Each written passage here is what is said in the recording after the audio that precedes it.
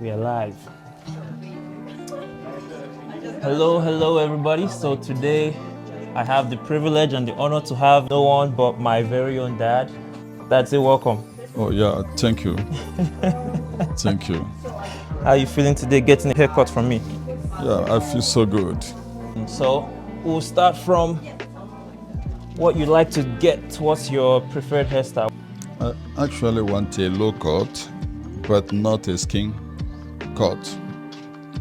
And I would like the front view to look like this, V shape. Okay. Yeah, you must leave this place, don't touch it. Just give it a V shape.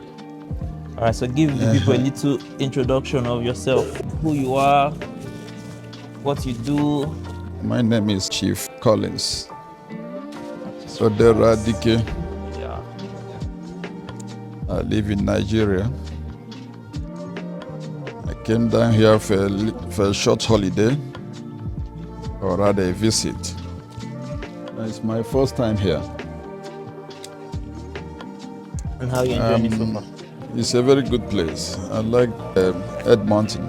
This is the only place I've been in Canada. If I were to be younger, I should have come and stay here for some time. The time we were looking for greener pasture,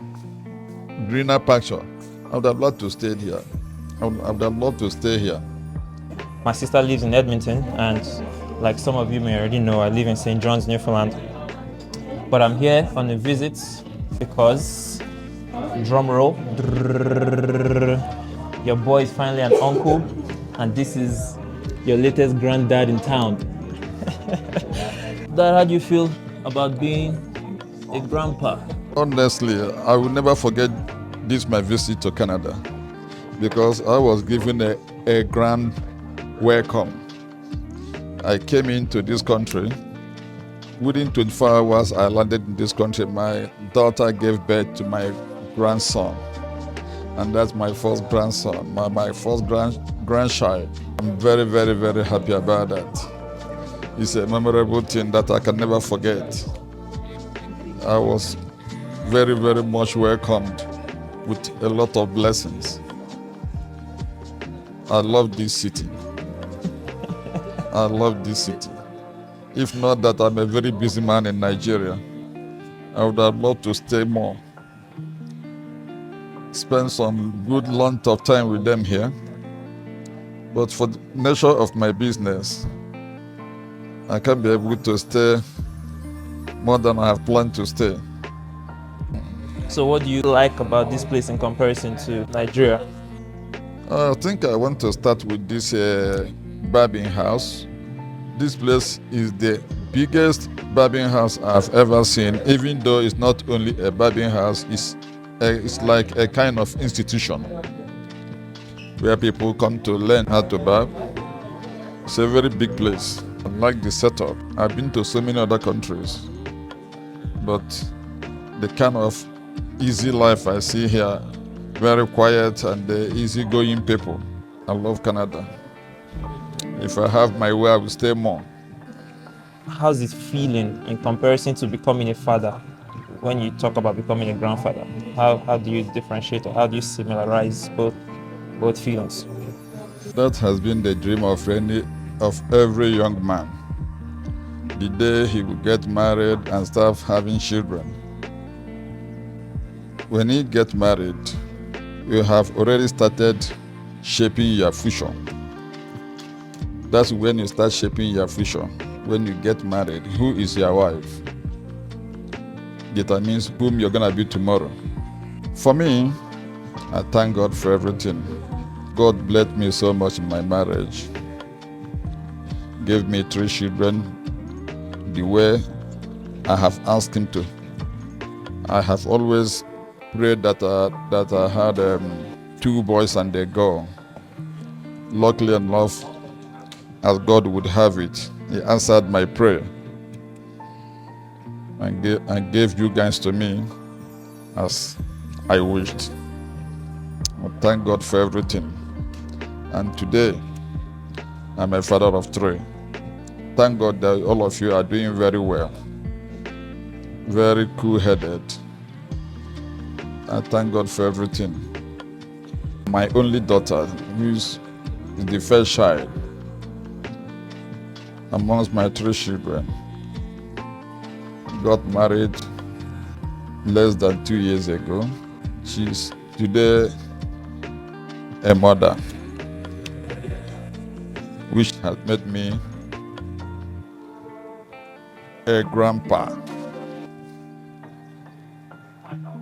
Latest grandpa the in town. latest grandpa in town or around. I thank God for everything.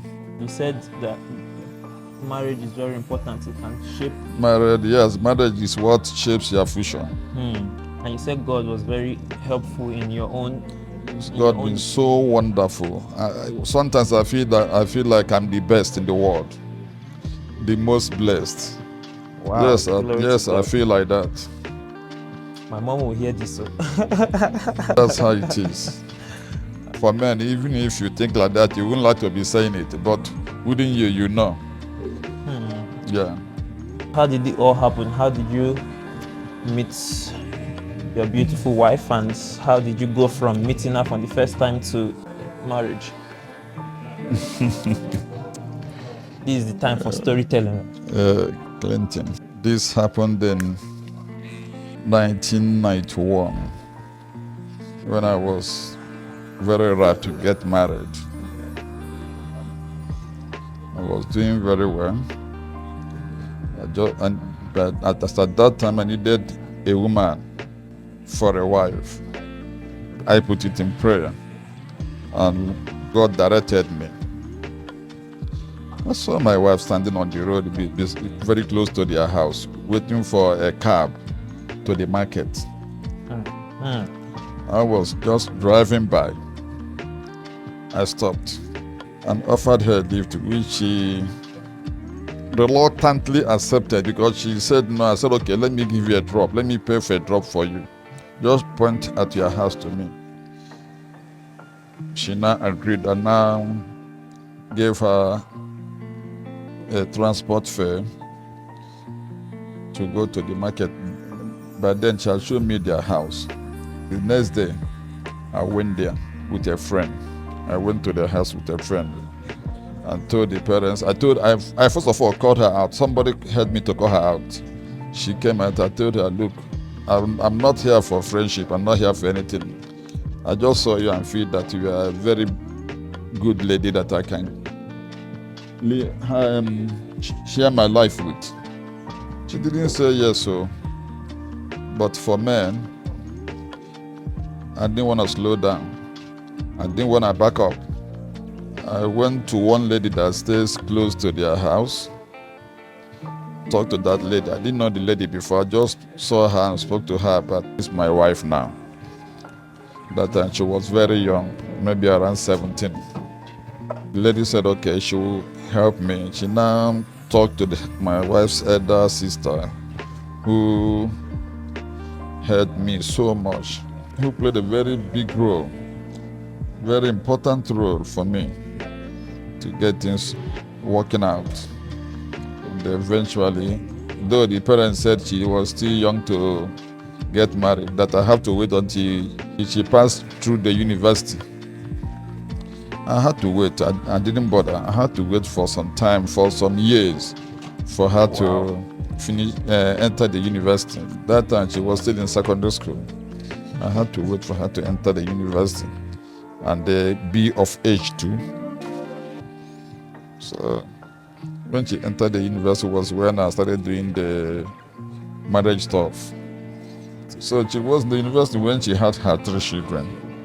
It wasn't an easy thing for her, but she went through that. That's why she's still young and has these 3 big children that look like her brothers and sister, but they are her children.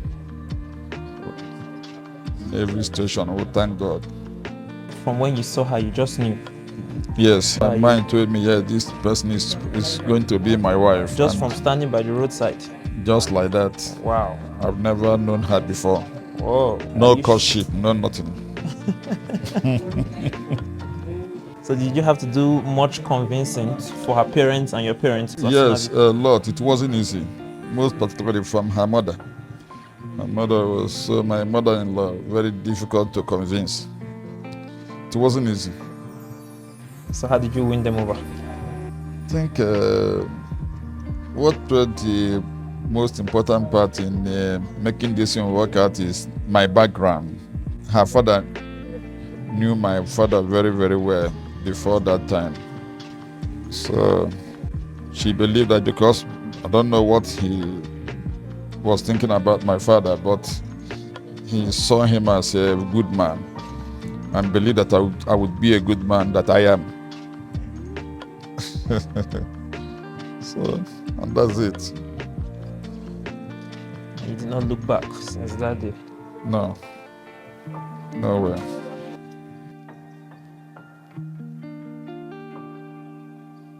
How would you describe your journey from childhood to now? How has your journey shaped the person that you are today? It was a kind of up and down, rough at some stages. My dad died early when I was small.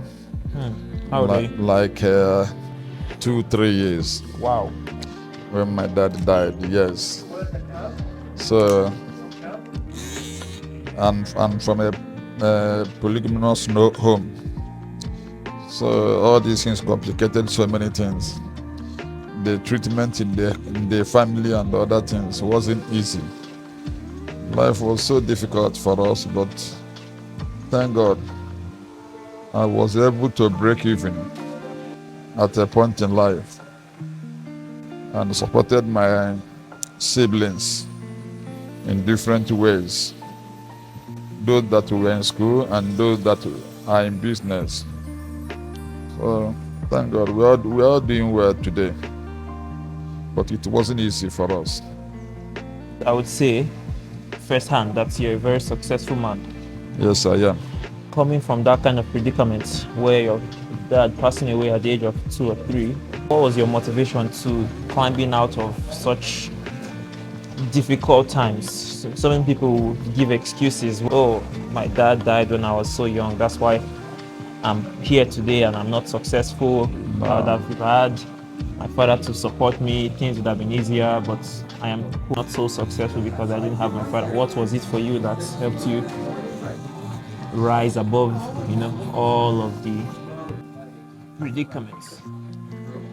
The truth of the matter is that those that have their father around them, if their father is well-to-do, they have a better opportunity of achieving their life desires in time. But we that lost our father very early, the only thing is that it has to take you a longer time if you are determined. You see, everything depends on the way you use your brain, the way you think. The way you think is very important. What is your target? Some people in life believe that if they make 5 million, they're made. Some people see 5 million as nothing. So it depends on your target. Some people will make 5 million and go to sleep and say, I have made it. Some people will say, 5 million, I have not started. Until I make 15 million, then I will start my business. 15 billion or 5 billion before I start my business. Some people will say 100 million. It depends on individual. So that thing you are targeting, you start working towards it, and before you know it, you make it. At least I'm very, very okay now. I don't think I lack anything. And I'm doing well in my business. So I thank God for everything. You have really proven your name, DK. Yes, that's who I am. Can you tell the people what DK means? DK is a strong man. DK means a very strong man. Very strong man in so many ramifications. Not only being powerful by strength, it must be good in so many things. You must he must be intelligent, smart. Hmm. Yes, he must know how to get out of difficult situations. When you're able to achieve all these things, they said that man, you know him, he's Dico, because he doesn't fail in anything he's pursuing, and that is what I am. The name is following me and my children. So my children are doing well. Thank God for today. We are slowly losing, I guess, the culture, the Nigerian culture. Is there anything in particular that you would want us to retain based on the culture? Culture, you can never know all the culture in your place. The tradition is a very wide thing. Even our fathers, myself here, is when it is time for you to do anything, then you go to the elders, who will tell you what and what, what and what that is needed, what and what that are involved. You can never know everything. If you think that you don't know, and let it not bother you, the time you want to do, let's say you want to get married, you will come home, they will tell you what you need to do. After you have done all those, you have learned that one. If another person wants to do something tomorrow, you say, I know the process, I know what it takes. Then you start telling the person the things you did. And that is how people learn culture. You must not go and write it somewhere. Don't read it like a book. No, there's no way it is written for you to learn. It's stage by stage. Anyone you feel like doing or knowing, you ask. The people that know better will tell you. But no matter where you are, even if you are in Canada and the other person is in Lagos, Lagos is neither your home, your village, nor Canada. So both of you are not in your place. Doesn't matter the distance until when you are ready to do something that needs tradition, the tradition of your place. You come home, you got to know. So you're not worried that your grandchild will not know so much about the Nigerian or Igbo culture? Everybody has his or her life to live. You don't have to catch anybody because of tradition or because of the kind of lifestyle you want. The only thing you need to do is just to make sure that your children are not being wayward or irresponsible. Make them to understand. Make them to talk to them to reason, not looking at what one other person is doing. Then you say, that the person is, I will copy him. You don't need to copy, because we are different. The way our faces are different is the way our life is, our thinking is. I remember we used to travel a lot when we were all younger. So that made you spend less time in the house with us, holidays and all of that. So looking back, is there anything you wish was different? Maybe spend more time with the family. I know you were out hustling, making money to ensure that we're not just sitting in the house with no water, no food. But sometimes you look back and say, this is something that you wish happened differently.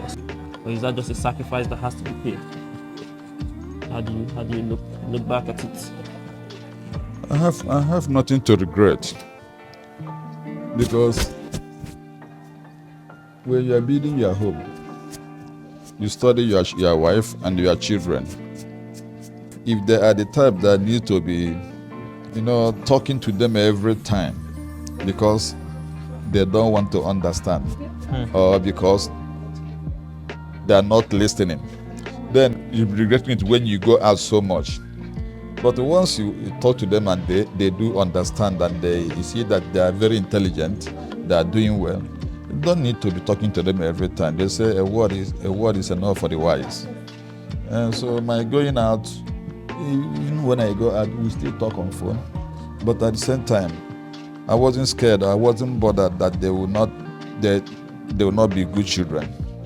No, that one didn't disturb me at all. I think my children are the type that care for others too, the way I do. I do care a lot for others or about others. And they're doing well, they're good. They have a kind of good mind, good heart. So they're good. I think they took that from me. What is important in life is showing love to other people. And they do that. So that's okay for me. You end up with a remark for the people listening, just thanking them for viewing this, and maybe a final word for them. Okay. I think the most important thing is for you to love your family. I love my family so much. I love my children. And thank God they're all doing well. Not only doing well, they are very, very responsible. That is the most important thing. Very, very respectful. And there's love in the family. There's love in the family. You don't miss this. If you're a young man that is still growing up, just always have it at the back of your mind that any day that you decide to get married, we are trying to define whom you are going to be tomorrow. If you make mistake, to be honest with you, all your life will be full of regrets. And don't support divorce. And don't support getting married to two wives or more than one wife. Because marriage is not easy. It's not easy to handle women. And when they start bearing children, the woman, becomes a different person. That is how it is everywhere, not for any particular woman. When any woman starts having children, that woman becomes a different person. What you saw on day one is not what you're gonna see when she starts having children. But always have one thing at the back of your mind, that you have to tolerate. You must have to know how to tolerate. You must know how to accept things the way they come. Don't think that if you leave this your wife today, tomorrow you can get another one, a better one. It doesn't work that way. That you think that your wife is doing. If you marry another woman, you're gonna see the same thing or even see worse. So try to tolerate. Always share ideas before you do anything in order to avoid regret or blame. So if you don't want anybody to blame you tomorrow, before you do anything, just tell your wife, both of you put heads together. You decide on what to do. So that even if it goes bad tomorrow, everybody will understand that, yeah, I was part of it. And that will make you be relieved from so much thinking of it or being distressed or having pains about it. And because once you start worrying your life, it affects your life, your lifespan, or how long you're going to live on earth. So always find a way to reduce your stress, which is very, very important. By sharing whatever you want to do, you have already shared the stress, which means that you have reduced the stress on you so much by 50 or at least 40%. Then when you start having children, love your children. No matter how it is, love them. They are bound to make mistakes. Even you as a father too, you make mistake. If your children throw you away because you're making more mistake than them, their own mistake is something, maybe they spent money carelessly, they do this or that. But your own movies, you can be one, but very serious mistake that cannot be forgotten. So always carry everybody along and be a good father. Just be a good father. Love your children equally. Love your children equally. It's very important. and life goes on. When you get married, please always try to share everything with your wife. It's very, very important. If you have money, tell your wife how much you have. Tell her how you make your money. Tell her the people that owe you. Tell her that the people that you owe. Life, there's no guarantee that you are going to die old. There's no guarantee in life. So that if anything happens, she will know where to start from. Both of you. And that is life. Life goes on. There's nothing so special about life unless you want to complicate your life. If you decide to live a simple life, you live a simple life without having any stress. Just try as much as you can not to attach so many things to your life. Try as much as you can not to attach so many things to your life, because those things are the things that will weigh you down tomorrow. If you live a simple life, you live a long life. And that is it for me. Well, thank you, Papa. Yeah. So this is your cup. I'll give you your glasses. You have a final look. Yeah. Oh, That's a beautiful cut. oh, do you know the name of my business? My barbershop, everything. You tell me. It's called St. Collins. Wow. So Oh, yeah? that's after you. Yeah. That's lovely.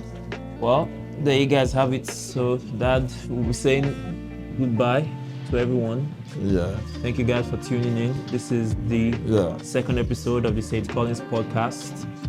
And you guys have an amazing time, an amazing week. God bless you. Peace out. Thank you.